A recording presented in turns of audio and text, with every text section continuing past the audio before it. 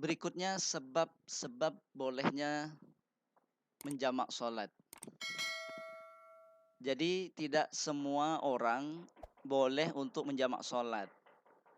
Hanya orang-orang tertentu yang memenuhi sebab-sebab inilah yang boleh menjamak sholat. Karena sholat jamak ini di dalam syariat Islam itu termasuk dalam rukhsah atau keringanan yang diberikan oleh Allah Subhanahu wa taala kepada umat Islam. Apa saja sebab-sebab seseorang boleh menjamak sholat? Yang pertama, sedang melaksanakan ibadah haji. Jadi para ulama sepakat bahwa orang yang melaksanakan ibadah haji boleh menjamak sholat. Kemudian yang kedua, safar atau sedang dalam perjalanan. Namun untuk safar ini ada syarat-syaratnya. Yang pertama, perjalanannya itu harus memang diniatkan untuk perjalanan. Kemudian yang kedua, perjalanannya itu memenuhi jarak minimal 16 farsakh. Nah, berapa kilometer 16 farsakh ini para ulama berbeda pendapat. Ada yang mengatakan 80 kilometer, sekian-sekian, ada yang mengatakan 83, ada yang mengatakan 88, bahkan ada yang mengatakan lebih dari itu. Jadi ini ulama beda pendapat, tapi dari semua pendapat itu tidak ada yang di bawah 80 kilometer. Kemudian yang berikutnya syaratnya adalah sudah keluar dari tempat tinggalnya. Artinya kalau ingin melaksanakan sholat jamak takdim misalnya, maka pastikan ia sudah tidak di rumahnya lagi, akan tetapi dia sudah keluar dari kampungnya. Baru boleh dia melaksanakan sholat jamak ini. Kemudian perjalanannya itu bukan dalam rangka maksiat. Jadi kalau misalnya melakukan perjalanan untuk sesuatu yang dilarang, untuk mencuri, untuk berjudi dan lain sebagainya, maka di situ tidak dibolehkan untuk menjamak sholat. Kemudian yang terakhir, safarnya ini mempunyai tujuan yang pasti. Artinya dia memiliki tempat yang dituju, kemana arahnya. Bukan sesuatu yang tanpa tujuan. Kemudian berikutnya adalah karena sakit atau sakit parah. Namun dalam hal sakit ini ulama berbeda pendapat. Yang pertama, ulama yang membolehkan adalah Imam Ahmad bin Hambal, Imam Malik dan sebagian pengikut Asy-Syafi'iyah membolehkan untuk menjamak sholat disebabkan sakit ini. Sementara mazhab Al-Hanafiyah dan mayoritas Asy-Syafi'iyah justru tidak membolehkan menjamak sholat disebabkan sakit.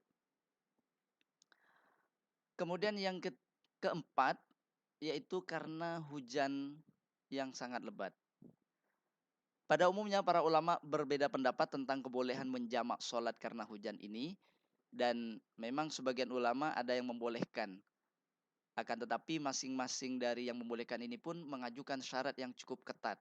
Meskipun di antara mereka juga berbeda-beda.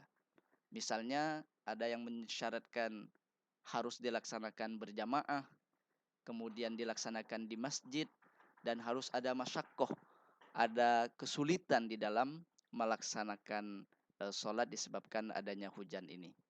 Berikutnya adalah tata cara sholat jamak. Jadi sebagai contoh di sini adalah cara sholat jamak takdim, sholat zuhur dengan asar.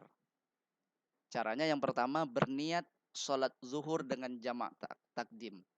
Niatnya dalam hati, kalau dalam lafadz Arabnya itu kira-kira seperti ini, usolli fardhu zuhri arba'a raka'atin majmu'an ilaihil asru jam'at taqdiman fardhu lillahi ta'ala. Aku niat atau aku sengaja sholat zuhur 4 rakaat yang digabungkan dengan sholat asar jamak takdim karena Allah Ta'ala.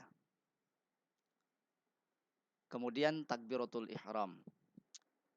Kemudian yang ketiga, laksanakan sholat zuhur 4 rakaat seperti biasa sampai salam. Dan yang keempat, setelah salam pada sholat yang pertama harus langsung berdiri. Tidak boleh diselingi dengan perbuatan atau perkataan lain, misalnya berzikir, berdoa, apalagi bercakap-cakap dan lain-lain. Kecuali untuk berwudu, karena mungkin hadasnya batal, maka dia harus berwudu. Atau untuk melaksanakan iqomah, untuk melaksanakan sholat yang berikutnya, maka ini dibolehkan. Sedangkan yang kelima, berdiri lagi untuk berniat sholat yang kedua atau sholat asar. Niatnya kurang lebih sama. Usolli fardul asri arba'a raka'atin majmu'an ila zuhri jam'an taqdiman fardhu lillahi ta'ala. Aku niat sholat fardu asar 4 rakaat dijama atau digabungkan dengan sholat zuhur jamak takdim fardu karena Allah Ta'ala. Kemudian yang keenam takbiratul ihram. Yang ketujuh kemudian laksanakan sholat asar 4 rakaat sebagaimana biasa hingga salam. Demikian materi tentang sholat jamak. Semoga bermanfaat. Kurang lebihnya mohon maaf. Sekian dan terima kasih. Wassalamualaikum warahmatullahi wabarakatuh.